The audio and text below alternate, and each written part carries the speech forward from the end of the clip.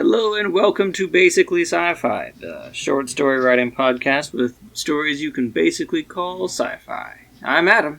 I'm Jared. And I'm Todd. And today we're going to come at you with a story, but first, there is something interesting I saw in the news, and I was wondering if you guys had ever heard about the Antikythera mechanism. Nope.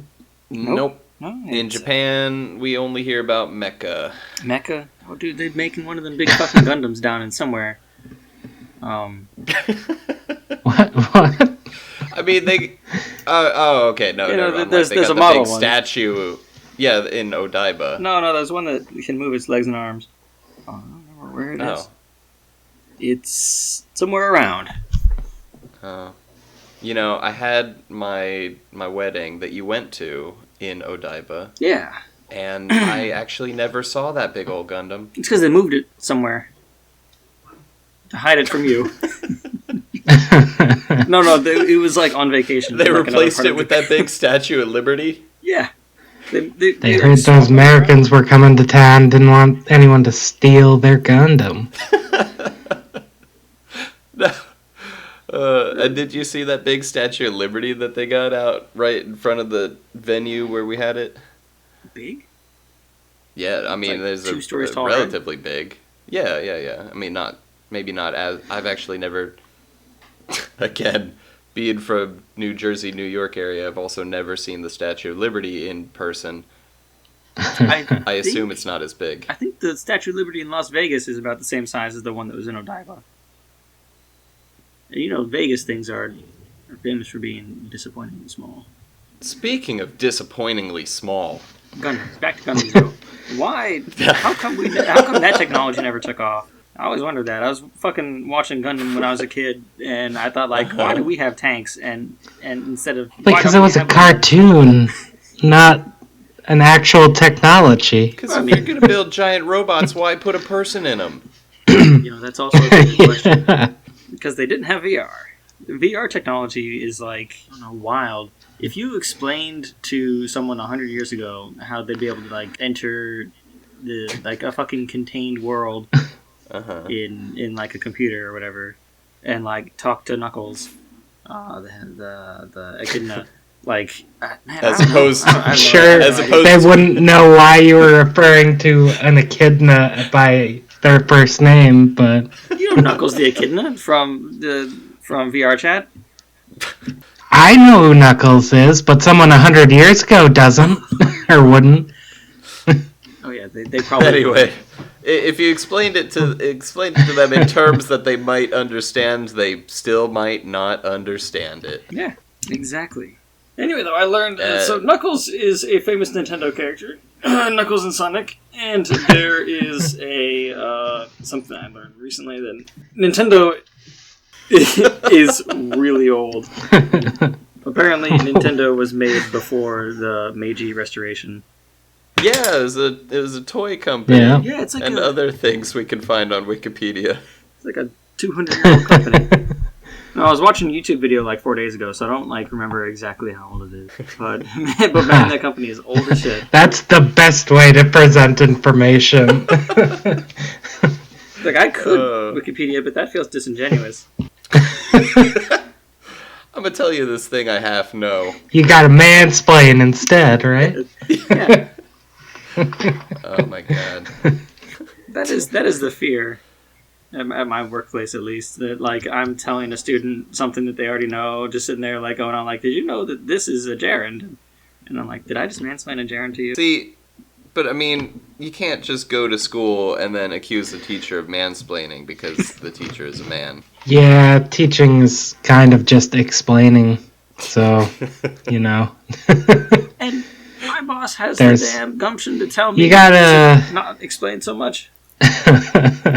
Well, then maybe next time just lead off by saying, like, what do you know about? And then confirm their knowledge, and then say what you wanted to tell them, unless they just told you. We'll practice that right now. What do you know about flat Earth? We're past the demonetized part of YouTube, right? So now we can say anything we want in this section. I picked up that game Valheim recently. That has Flat Earth. Valheim? What is that? Yeah. Ah, did you? It's I don't know how to explain it really. It's Conan Exiles without the dicks. Yeah. Why would you play it then? That's the best part about Conan. Well, because it's a better game than Conan. Conan was so frustrating. Because all Conan has is the dicks. I remember the first time I ever played Conan, it didn't tell me how to craft anything. And so I think I had a stick, and then this little troll thing chased me into a swamp, and then I died to it. And I'm like, I don't know if I want to play this game anymore. Yeah, but we play 7 Days to Die all the time, and that game doesn't explain to you how to do anything. Oh, no. It drops you into the world, and it gives you a quest to build a shirt and pants, but it doesn't tell you how to do it. Yep. You just have to figure it out. I think my experience with Conan, enabled me to play 7 Days better. Well, if I had played 7 Days first and then Conan second, I'd probably feel reversed. 7 Days is confusing, and Conan is so easy. That's probably how I feel about it. I'm never going to play Rust. Fuck that thing. You're giving away that this whole YouTube gig used to just be an idea to have a survival crafting game channel. Who's to say it's not still? Well, I'm ready to. Yeah, if anybody wants to play 7 Days with us, they can go to the Discord and ask us about it. Yeah, join our Discord. Link will be in the description, which it's normally not, but it will be this time. Ask me about my server. Hey, play 7 Days to Die. We'll be like, oh hell yeah. Yeah. Or Valheim. I haven't picked it up, but I was thinking about it when it gets out of early access. So Valheim sounds like a Norse style thing. Yeah, you build boats and travel around instead of just walking everywhere, and it's fun. I haven't played much. I only got a couple hours in. A bunch of YouTubers are playing it, so. Oh yeah. Yeah, I mean, I can understand that's why you picked it up. But anyway, I want to hear your story about survival and crafting. Actually, this week we do have some crafting. I hope you're ready. Okay. So to start us off, this is Lucky Buck, the name of this episode. So here we go. Frogs flew hither and yon. The mother's massive spectral hand crashed around the room. Buck dodged wildly to avoid it. Crash, roll, jump, dodge. Chips of marble scattered through the air. Buck lamented throwing his dagger, his only weapon. I must look like a total ass right now. What would my mom do? He rolled to the left. The arm came down, and he rolled again. To the left this time as well. And again. And Buck noticed that if he kept looking at the mother and kept rolling left, he could get around her. She's swinging with her right arm, right? So yes. Yeah. I think it's right. I don't want to scroll up and find out, though. Yeah. Because, I keep all my... Yeah, you swing with... All my stories into one document. I want to lose my place. Okay, well then she must be left-handed. Or, yeah, right-handed. Because that's why you would dodge to the left. Yeah. That's so choice. Right, so 1, 2, 3, roll. 1, 2, 3, roll. Buck came up astounded. The mother did a lot of jumping around and screaming like a banshee and whatnot, but her slams always came down on the count of 4. So he rolled left until he could get the dagger from the wall behind her and roll his ass back around like a carousel of hands. Buck held out the dagger. I've got your number, baby. A grin on his big dumb face. The hand cut through the air down at him, but Buck had learned to count to 4, as all great heroes can count to 4. He rolled. The next thing he knew, he was sailing through the air. He said. The second hand scooped him up and slapped him down onto a pile of froggos, like a bowling pin, straight through a bunch of bowling balls. No, Like a bowling ball through pins. There we go. The line of charging Froggos toppled. Rising to his feet, Buck noticed the black fog. It was gushing in through the doorway now. Buck was yanked to his feet. Arlo stood there holding his left arm. "Arbiter, I think it's time to run," he said. The mother at the end of the room sprouted a third and fourth arm, just as big as the first. The black smoke seemed to be accreting around her. The mother's raiment was so white now that Buck noticed a dot in the middle of her chest that seemed to be pure black. The cloth on the edge of it swirled and shimmered. "Arlo, can I borrow your spear for a second?" Buck said, taking the spear from the Froggo. I need to say his voice. "Arlo, can I borrow your spear for a second?" Buck said, taking the spear from the Froggo. "It was a gift from my..." He threw it as hard as he could at the black point. It sailed through the air like a majestic swallow through gossamer dew in the morning. It slammed into the marble wall far behind the mother, missing her by about 4 meters. Buck held out his hand. "Another!" "From my great-grandmother," lamented the frog. The mother wrenched the spear from the wall and snapped it in half over her knee. The edge of her body started to shiver, and the world with it, reality shuddering. "Yeah, time to run," Buck said, and Arlo let out a tremendous brap. And the boys and Buck... What? When did you write that in? Yes.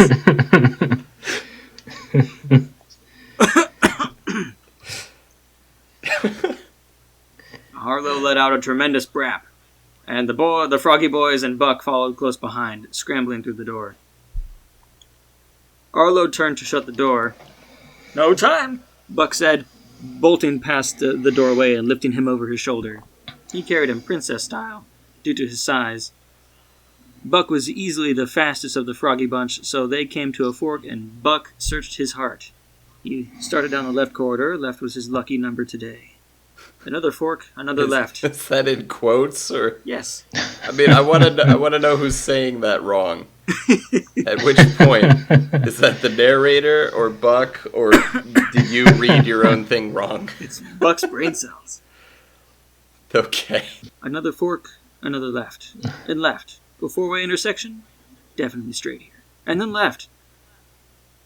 They came to the landing with many magnetic stones weighed down with other stones. Buck unloaded Arlo onto the landing and ran over to a stone. Arlo looked longingly back at the corridor. "The orange one. What was his name?" Buck said. "I can't just leave the last scion of knowledge of our entire race behind." Buck put a hand on Arlo's shoulder. "It's okay. My mom used to tell my dad, 'I'll meet you at the Star Tropics,' every time she went out for a long-haul space snail expedition. She always had this wistful look, so dramatic. So, Arlo, no matter what happens next, I'll be looking for you in the Star Tropics." Arlo put his hand over Buck's. "I'll be looking for you, too." He disappeared into the dark. Buck turned to the crowd of Froggos that had managed to follow them out of the hellscape of the mother's chambers. They were ragged, cuts, bruises, withered spirits. "My sweet bowling pins," Buck started. "None of you speak common, so it doesn't matter what I say here," he said with a mournful look. "Y'all don't know the delight of a star cream sundae from Ned's Nebula. Y'all don't know the joy of holding the winning bingo ticket in your hand at the Star Scream. But I'm going to tell you, it's great. And if you don't know, now you know. If we die here, that's what we're giving up. And that's something I'm not willing to give up on." He pointed out over the crowd of frogs. "So don't you go giving up on me." The world shook. "Okay, time to go," And Buck ran over to the stone discs, jumped on one, kicked them extra stones off, and went soaring into the sky. As the rock rocketed upwards towards the canyon's edge, Buck leapt off into the light of day. It was so bright, he'd forgotten how nice direct sunlight was. As direct as it could be under these perpetual drizzle. No. As direct as it could be under...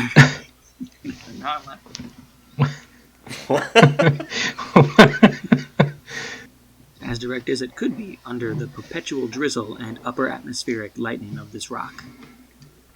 The world shuddered again, and Buck knew he had to get away from the canyon, but he waited for the Bucky boys to clear the ledge. Once they were all rounded up, he set off up the hill back towards his smoldering crash site. The canyon exploded, black fog spewing out from it, a red pulsing light from within. Buck looked upon this hellmouth and thought of Arlo. Dang it, Arlo! You better get here soon. Buck looked down at the runic dagger softly glowing in his hand. The geriatric hamster started pedaling between his ears. The wheels started to move, things caught up to Buck, and he knew just what to do. Oh. It's a metaphor. Of course. Metaphors are how all people think. One of the Froggy Boys croaked, Arbiter, are we all gonna die? No, Buck said, 'cause I've got a gun. And he pulled out his laser gun. The end for this week. Oh. All right. Yes, all right.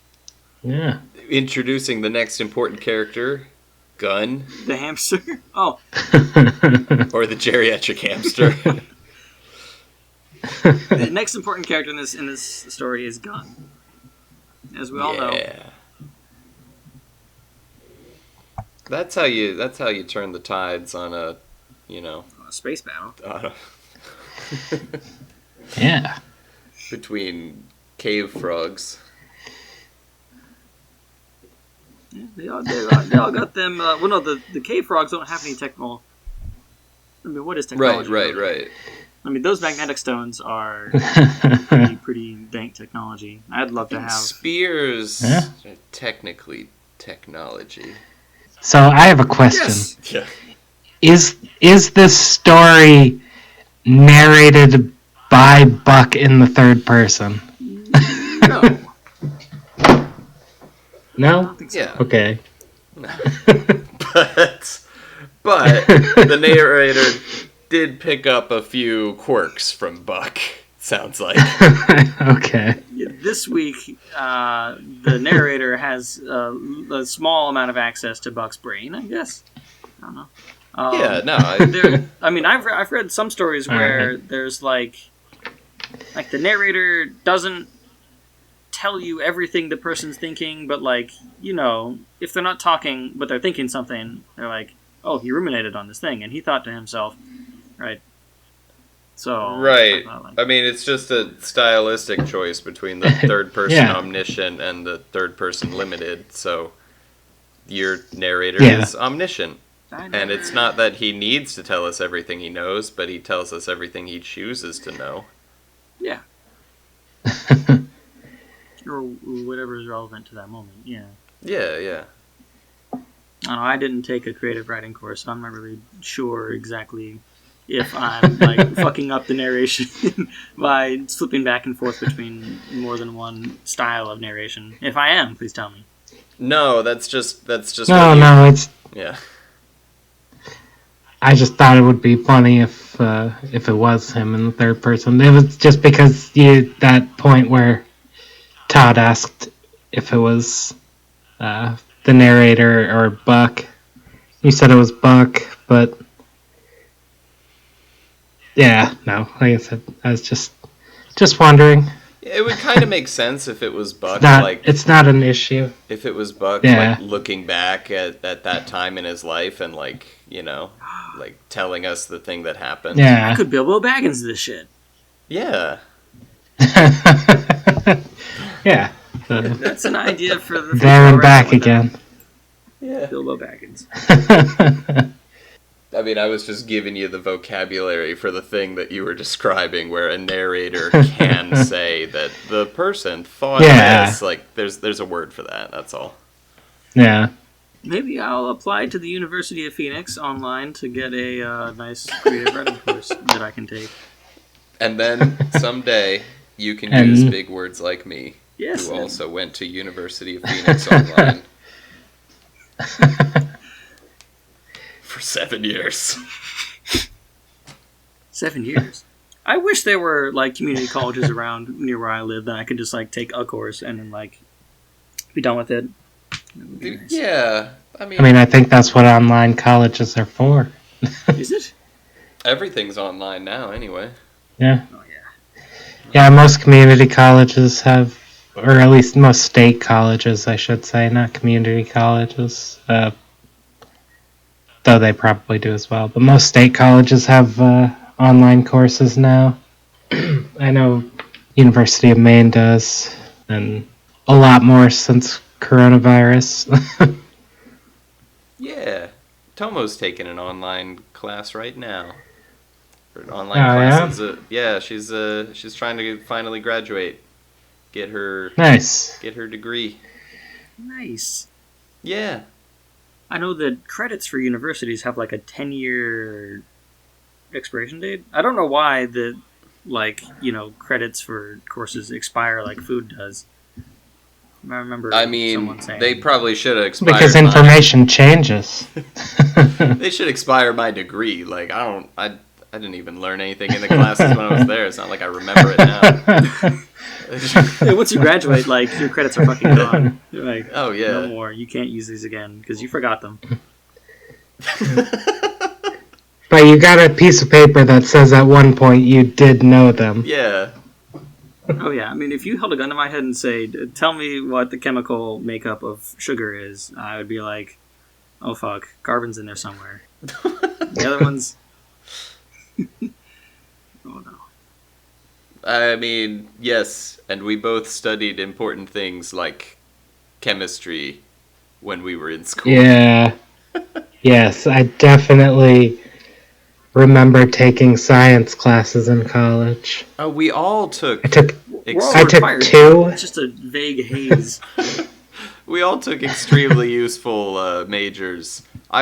Jared, oh, yeah. Jared always gives me shit for mine, and then I remember what he studied. Yeah, I know. Theater degree isn't anything to brag about for someone like me who put no effort to actually attempt a job in theater, but you're so good at preemptively attacking people that I always forget to fight back. Well, is that what you learned in college? For the most part. Wharton School of Finance right there. Yeah, I studied. What did I study? Photography. That's what I studied. Which, highly useful. Yeah, for photography. Yeah, very, very. I mean, that's just like if you happen to study history or fluid dynamics. Like, right. Those are highly useful in those specific fields. But let me tell you what. Sometimes they're not. Exactly. Like frickin' all them people with their petroleum engineering degrees. What good is it doing you now? What good is it doing you now, cuck? We're all using solar power. Sunny D. Is that a shout out to Dave? No, Dave realized how pointless it was to study petroleum engineering, and he dropped down to geology. Dropped down. Oh, yeah. I wish I could be a geologist, like Stan's dad from South Park. Seems like such a chill job. Yeah, no, all he does is sit in the bathroom and write songs for Lord. Anyway, thank you for I think we're enduring my story this week. And I don't think there's any other housekeeping, so look forward to another story next week. We're gonna mainline comedy together here. If you like the story, please like and subscribe. Smash that subscription button and the bell, all the good things, and join us on our Discord. Just smash the hell out of any buttons you see. Yeah. Find a button, especially if they're smash on it. your shirt. Just like fucking break all those buttons.